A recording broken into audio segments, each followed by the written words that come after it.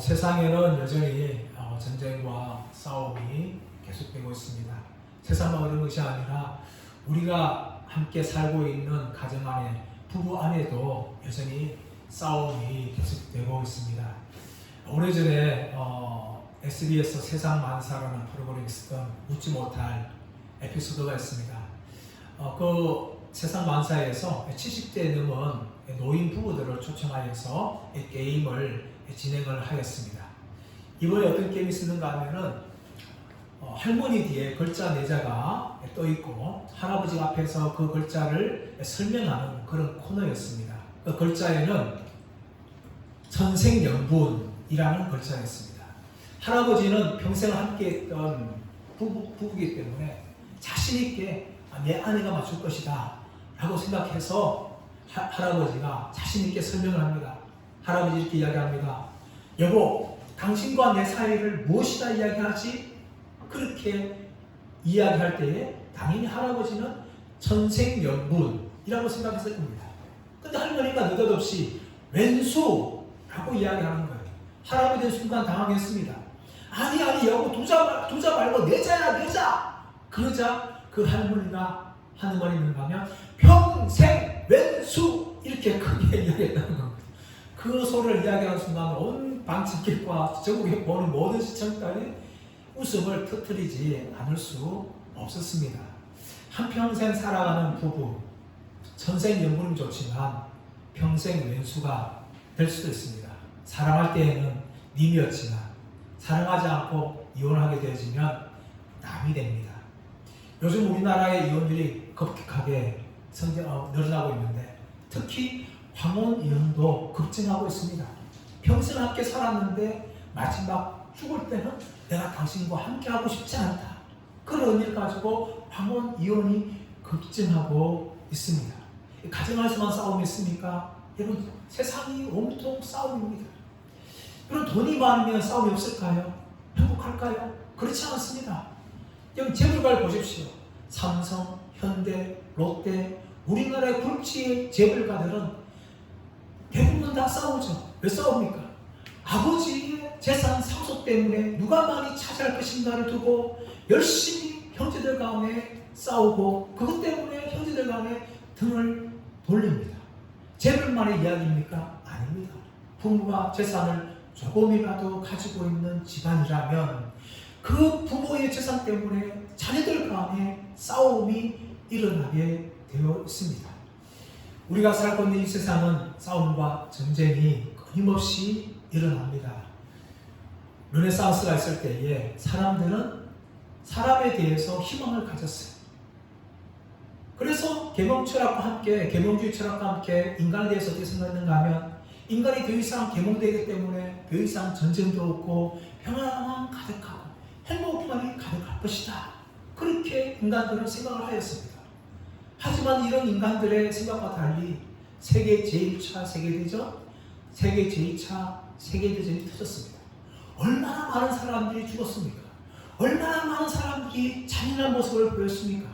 그것을 보면서 인간들에게 우리의 힘으로 스스로 평화를 만들 수 없구나 라는 생각을 가지게 되었습니다. 그러자 국제적으로 세계의 평화를 만들자 하면서 만들었던 것이 유엔이었습니다. 유엔이 1945년도에 창설이 되었습니다. 유엔을 만듦을 통해서 이제 전 세계 평화가 있을 것이야 라고 생각했는데 5년이 지난 후에 우리나라에서 한국 전쟁이 벌어졌어요. 그리고 베트남 전쟁, 아프가니스탄 전쟁, 이라크 전쟁, 지금은 러시아와 우크라이나 전쟁, 또 앞으로 미국과 중국이 전쟁을 일으킬 수 있는 그 위기가 고조되고 있습니다. 온 세상과 지구 위에 전쟁과 싸움만이 가득하게 되고 말았습니다.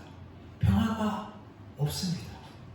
그렇다면 여러분, 왜 이 평화가 없을까요? 그것은 성경이 말해주고 있습니다.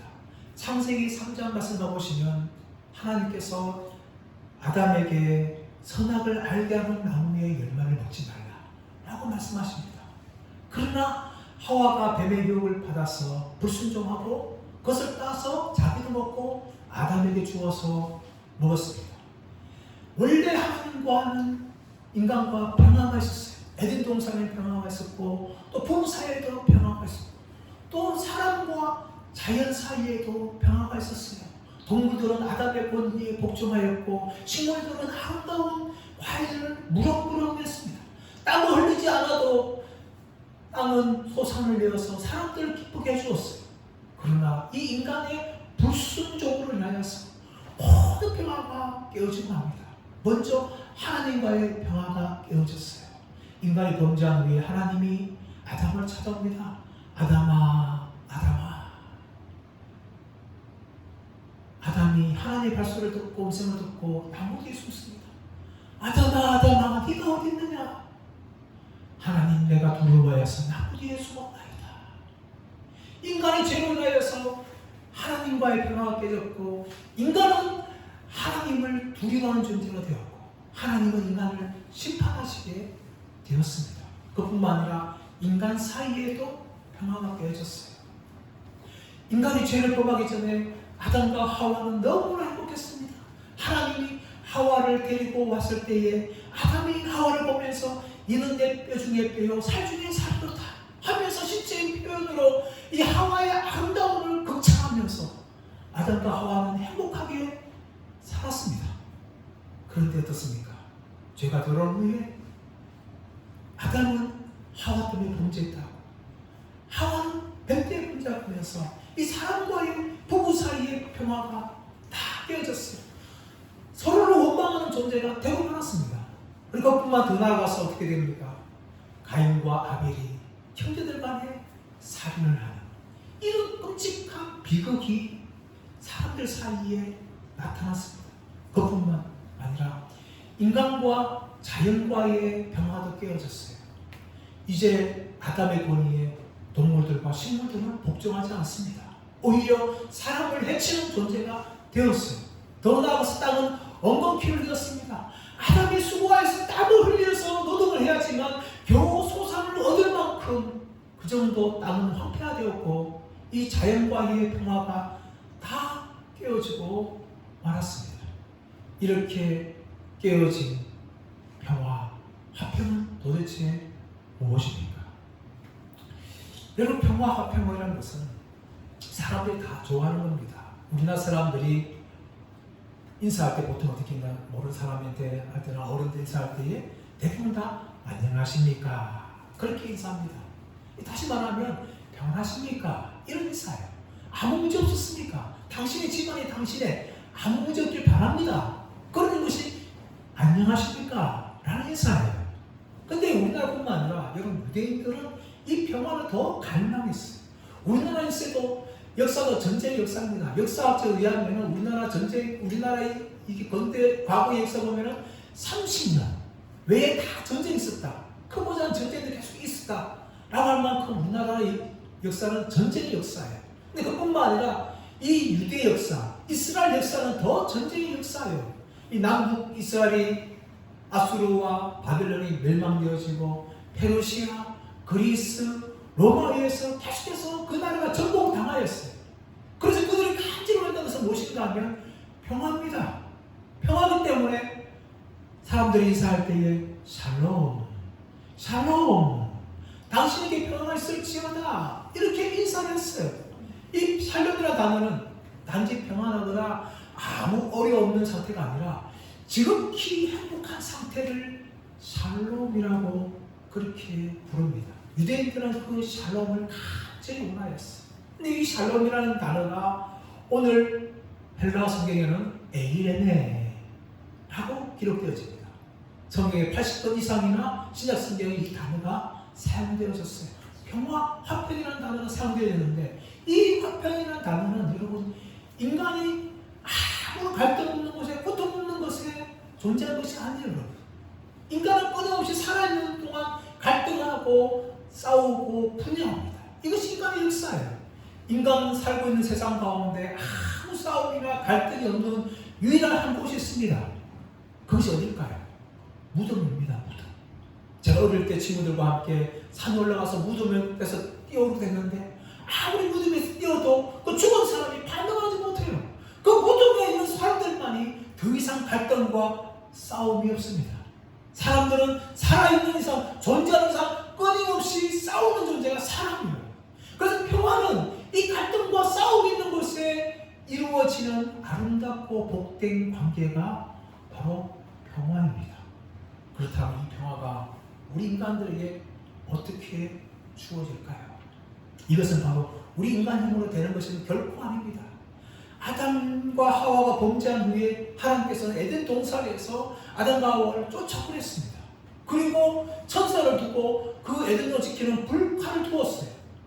그래서 사람의 힘으로는 그 에덴 동산의 길을 찾아갈 수 없고 하나님께 나아갈 수가 없습니다. 인간의 힘으로는 하나님과의 화평을 이루는 방법이 불가능합니다. 그러므로 하나님께서 하나님의 방법으로 우리 인간과의 이 평화, 인간이 이루었던 평화를 하나님이 만들어 주십니다. 그것은 바로 독생자 예수 그리스도를 이 땅에 보내시는 겁니다. 죄 없으신 예수 그리스도를 이 땅에 보내심을 통하여 우리 인간의 죄를 위하여 죽게 하셨고 그 대속을 위하여서 하나님과의 평화를 하나님께서 만들어 주십니다. 그런데 이것을 하나님께서는 구약 성경에서 끊임없이 보여주십니다. 그것을 예배라고 말합니다. 대표적인 무엇인가면 바로 제사예요. 구약의 이스라엘 백성들이 죄를 지을 때마다 소를 데리고 오고 염소를 데리고 오고 양을 데리고 오고 피를 데리고 통하여 그들을 죽이고 피를 흘리고 그 피를 뿌리고 통하여 저들의 죄가 용서받았는데 이것은 무엇이 문제인가 하면 죄를 지을 때마다 반복해서 해야 되는 것이 있기 때문입니다. 그러나 하나님께서는 더 이상 반복하지 않는 단 한 번의 영원한 속죄의 방법인 바로 죄 없인 예수 그리스도를 이 땅에 보이시고 십자가에 죽게 하심을 통하여 하나님과 원수되었던 우리 인간들을 평화와 화평의 관계로 만들어 주셨습니다. 이것을 이루기 위해서 예수님께서 땅에 오셨고 예수님이 십자가에 죽으심을 통하여 평화의 다리가 되었습니다. 여기에 대해서 에베소 2장 14절 말씀에서는 그는 우리의 화평이시나 둘로 하나 된 것을 육체의 허물을 다 허물었다라고 이야기합니다. 둘이 된 것을 하나로 만드셨고 우리와 하나님 사이에 있었던 담을 있던 그 담을 허물어 버림을 통하여 하나님과 우리를 하나로 만들어 주셨다고 성경은 말씀하고 있습니다. 이것이 바로 하나님과 우리 사이에 이루어진 평화인데 오늘 9절 말씀에서는 화평하게 하는 자는 복이 있나니 그들이 하나님의 아들이라 일컬음을 받을 것이요 라고 말합니다. 화평하게 하는 자가 영어로 말하면 피스메이커입니다. 이 피스메이커는 단지 평화, 애호가 정도를 말하는 것이 아니라 평화를 적극적으로 만들어내는 사람을 피스메이커라고 이야기합니다. 하나님께서는 우리를 향하여서 적극적으로 평화를 만드셨어요. 예수를 이 땅에 보내심을 통하여 스스로 일하심을 통하여 평화를 만드셨습니다. 그리고 우리를 향하여서 화평하게 하는 자들은 복이 있나니 하나님의 아들이라 일컬음을 받을 것이요 라고 말합니다. 하나님의 아들이라 일컬음을 받는다는 것은 하나님의 아들로 인정된다는 거예요. 이 아들이라는 단어는 헬라어 두 가지인데 하나는 테크나라는 단어입니다. 이 단어는 일반적으로 아이들을 설명할 때 사용하는 단어예요. 또 한 가지 단어는 무엇인가면 히오스입니다. 이것은 아들로서의 신분과 명예와 존귀함을 이야기하는 거예요. 다시 말하면 우리가 하나님의 아들이라 일컬음 받는다는 것은 이제는 하나님 아버지의 아들로 존귀와 영광과 신분을 얻게 된다는 것을 인정받는다는 걸 말하는 것이 이 하나님의 아들이라 일컬음을 받을 것이요 라는 의미입니다. 과거에는 하나님은 원수였어요. 그러나 그 원수가 아니라 이제 하나님의 아들이라고 칭함을 받게 된다고 이야기합니다.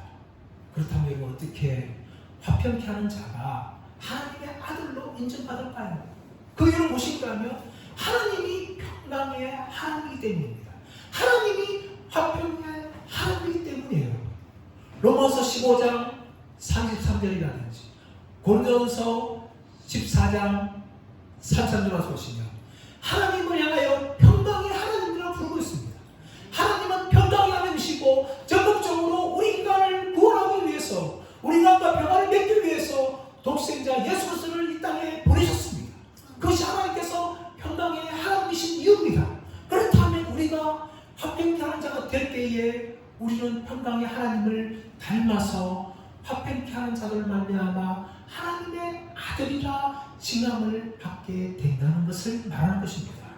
그렇다면 여러분, 어떻게 우리가 이 화평케 하는 사람으로 살아갈 수가 있을까요? 먼저 우리 안에 화평케 하는 마음을 더욱더 충만하게 해야 합니다. 우리는 죄인이었어요. 그러나 그 등담을 통하여 하나님의 성품이 우리 안에 들어왔습니다. 우리 안에 하나님의 성품이 만들어지고 있어요. 그러나 옛 본성인 우리의 과거의 인간의 모습들과 아담의 본성들과 하나님이 우리 안에 주시는 이 하나님의 성품들이 이것을 싸우기 시작해요. 이 싸우는데 우리는 무엇을 따르는가 하면 이 하나님의 성품을 계속해서 따라가야 되고 그것이 우리 안에 가득하게 되기를 기도하며 노력하는 삶을 살아가야 합니다. 여러분, 인디안들이 있는데요. 미국 인디안 중에 이제 할아버지와 손자가 있었어요. 할아버지가 손자에게 설명합니다. 얘야, 우리 안에는 두 마리의 늑대가 있다. 하나는 착한 늑대고 하나는 나쁜 늑대다. 나쁜 늑대는 남을 시기하는 마음, 미워하는 마음, 분열하는 마음, 싸우는 마음, 이것이 우리 안에 있는 나쁜 마음, 늑대다. 그런데 우리 안에는 또 착한 늑대가 있다. 사랑하는 마음, 친절하는 마음, 또 남을 배려해주는 마음, 이런 거 다 착한 늑대다. 그래서 손자가 묻는 거예요. 할아버지, 그러면 어떤 늑대가 이기는 거예요? 그럴 때에 그 할아버지가 그 손자에게 네가 먹이를 주는 놈이 이긴다. 그렇게 이야기한 겁니다. 여러분, 우리 안에는 이 아담의 본성이 있어요. 옛 본성이 있습니다. 그러나 그 놈을 통하여 하나님의 이 새로운 본성이 우리 안에 들어왔어요. 요새 싸우고 있어요. 그 싸우는 갈등 가운데 우리가 어떻게 해야 될까요? 이 과거의 옛 본성을 계속 따라가는 것이 아니라 하나님이 주시는 이 우리 안에 성령의 열매, 이 열매를 따라가기 위해서 우리는 몸부림치며 노력을 해야 합니다. 그것이 바로 우리가 화평을 만들어내는 첫 번째 방법입니다. 또 하나는 무엇입니까? 교회 안에서 성도들 간의 이 화평을 이루어집니다.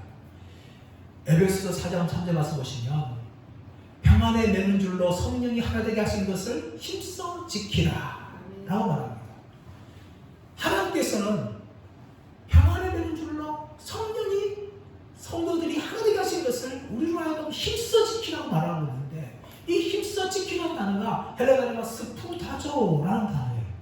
이 단어는 고대 로마에서요, 검투사들이 다른 검투사와 치열하게 싸워서 자신의 생명을 지켜내는 것을 말합니다. 이 검투사들은요, 상대방을 죽이든지 아니면 자신이 죽든지 두 가지밖에 없어요. 검투사 싸울 때에 상대방을 죽이지 않으면 자신이 죽어야 돼요. 그래서 검투사들은 자신이 살기 위해서 치열하게 상대방을 싸우고 그 사람을 죽이는데 최선을 다합니다. 힘써 지키라는 단어가 그 바로 스포타저예요. 스포타저를 사용하면서 너희는 대충 싸우지 말고 평안을 매는 줄로 성령이 하나 되게 하신 것을 힘써 지켜라, 깨뜨리지 마라 라고 이야기하는 거예요. 그러나 오늘날 우리 한국교회 어떻습니까? 평안에 매는 줄로 하나 되게 하신 것을 힘써 지키는 것이 아니라 싸우고 나누는데 힘을 다하는 거죠. 한국 이거 왜 이렇게 교단이 많아졌습니까? 왜 이렇게 교단 안에도 교회들이 많습니까?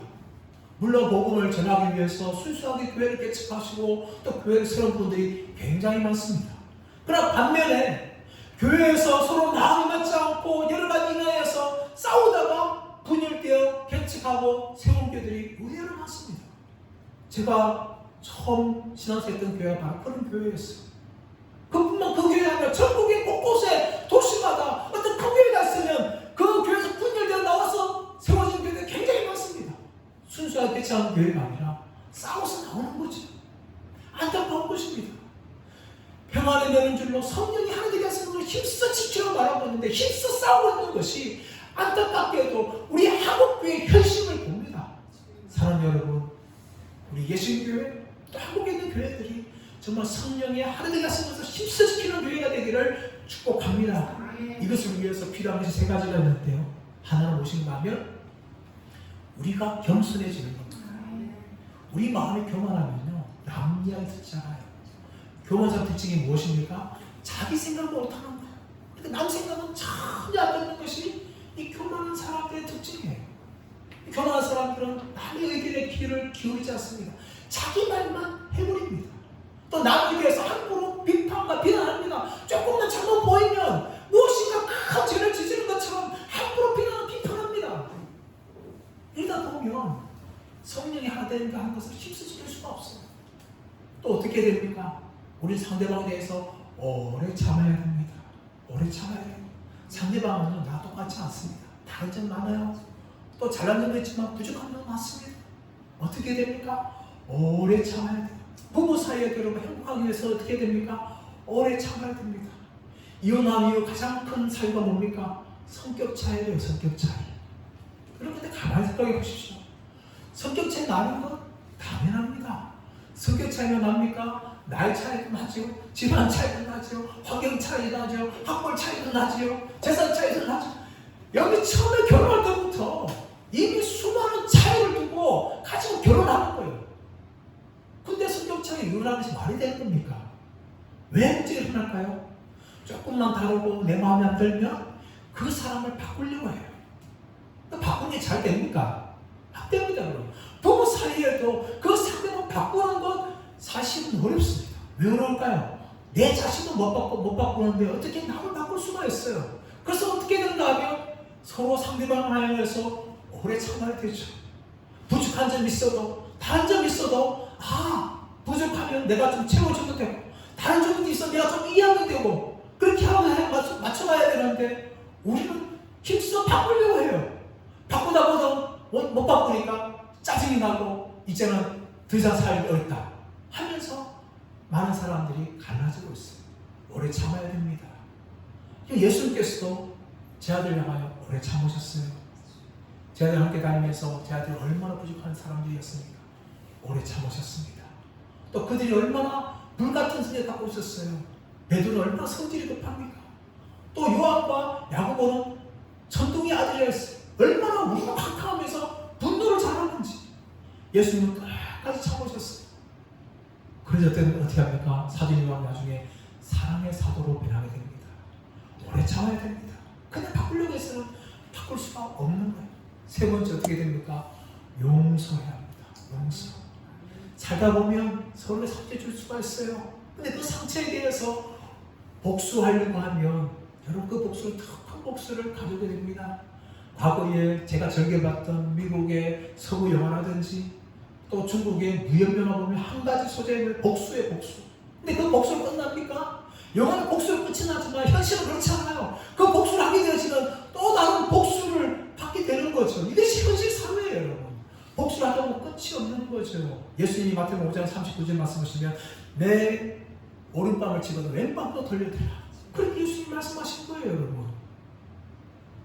내가 좀 이해하고 내가 좀 받아들이면 다 되는 거예요. 그걸 못하니까 싸움이 일어나고 갈등이 일어나는 거죠.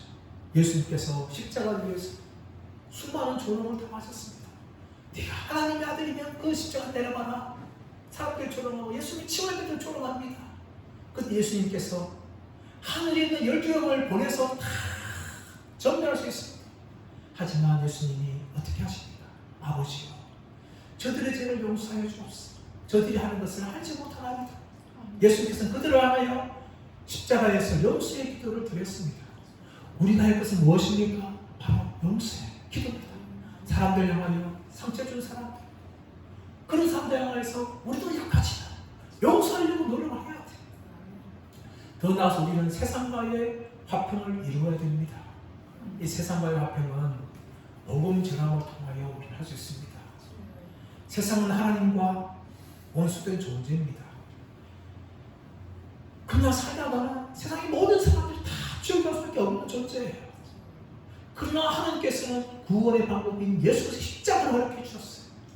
그 십자가를 전하는 것이 바로 우리의 사명입니다. 우리의 가족들과 우리의 이웃들, 내 힘으로 전도하는 것이 아니에요. 우리가 해야 할 것은 무엇인가 하면 십자가를 전하면 되는 겁니다. 나의 죄를 위하여서 죽으신 그 그 예수 그리스도를 전하는 것이 우리의 사명이에요. 자리를 채우는 것이 우리 사명이 아니에요, 여러분. 그것은 우리 사명이 아니라 성령님 하시는 거예요. 그들의 발걸음 오는 것은 성령님이십니다. 단지 우리 그들을 기도하고 그들에게 예수의 구원의 복음을 전하는 것이 우리의 사명입니다. 그것이 바로 화평케 하는 방법입니다. 이게 우리를 부름받으셨어요. 그러므로 우리는 우리 자신과의 이 성품의 화평을 위해서 우리는 힘써 노력해야 되며, 또 성도들 간에, 또 세상과의 화평을 향하여 우리는 노력을 해야 합니다. 여러분, 이 화평이라는 것은 고통 없이 이루어지지 않습니다. 여러분, 이스라엘의 유명한 도시 예루살렘이 있습니다. 이 예루살렘은 두 단의 합성어입니다. 하나는 예루, 또 하나는 샬롬. 샬롬으로 달아주신 앞에 평화, 화평을 이야기하죠. 근데 예루라는 단어는 무엇인가 하면 고통이라는 단어입니다. 예루살렘, 평화의 도시인데 이 평화의 도시가 고통 없이 이루어지지 않는 것이 평화의 도시라는 것을 말하고 있습니다. 우리가 살고 있는 이 세상 무질서합니다. 갈등합니다. 분열합니다. 전쟁이 가득합니다. 그러나 하나님께서는 우리를 화평케 하는 사람으로 부르셨어요. 화평케 하는 자는 복이 있나니 그들이 하나님의 아들이라는 그런 받을 것이요. 하나님께서는 화평케 되는데 그 화평은 적극적인 노력을 통하여 이루어집니다. 내가 때로는 헌신해야 되며, 내가 때로는 참아야 되며, 내가 때로는 이해를 해야 됩니다. 내가 때로는 양보를 해야 되고, 내가 때로는 손해를 봐야 합니다. 그럴 때 평화가 이루어집니다. 하나님께서 우리를 화평케 하는 자로 부르셨어요. 화평이랑 열심히 우리가 살아가야 합니다. 오늘날 아파트 생활하다 보면 여전히 이 싸움들이 있는데, 특히 이 층간소음 때문에 갈등이 많이 나요. 그래서 심지어 이 층간소음 때문에 이웃 간에 살인도 일어나지 않습니까? 그래서 요즘에는 분쟁조정위원회가 아파트마다 있습니다. 층간 싸움이 있을 때마다 분쟁조정위원회 신청을 하는 거예요. 그러면 그 사람들이 찾아갑니다. 찾아가서 밑에 분들이 이런 일 때문에 힘들고 어려움 당하고 있는데 조금만 조용히 해줄 수 있겠습니까? 하면서 이분들 상담을 하면서 이해시켜요. 또 밑에 분들한테 저 위에 사람들이 이런 일 때문에 좀 소문을 일으켰는데 또 다들 좀 참아주십시오 하면서 아래층과의 사람들 사이에 분쟁을 조정함을 통하여 아파트 안에서 이 평화, 화평을 이루게 하는 겁니다. 세상은 여전히 예수 오실 때까지 전쟁이 있고 갈등과 분열이 있을 것입니다. 이 세상 속에서 우리는 화평케 하는 부름받았기 때문에 힘써 화평케 하는 사람들로서 이 땅에 살아가는 저와 여러분 되시기를 예수님의 이름으로 축원합니다.